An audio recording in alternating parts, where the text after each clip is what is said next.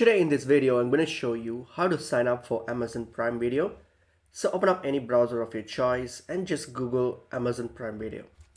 If you type in Google and search for Amazon Prime Video, open up the first result, which is the official website of Amazon Prime Video, which is primevideo.com. Just open it up and open up their website. So that's the official website here. You'll get to this screen here.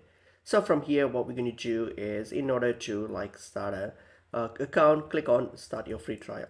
Okay, so click on it and you'll have the option to start your free trial. Just click on it and you'll get to this screen here. So you can sign in if you already have an account, but we're not going to do that. We're going to create an account. So underneath you'll see an option called new to Amazon, create your Amazon account. So click on create your account. Okay, and then here plug in your name, your phone number, and then your password for your Amazon account, and then click on continue. Next, a verification text with a one-time password will be sent to your mobile number that you have used. All you have to do is access the message and then enter the OTP and click on create your Amazon account. So once you create your Amazon account, so that is essentially the account that you'll be using for your Amazon Prime Video as well, because they are all tied up to it.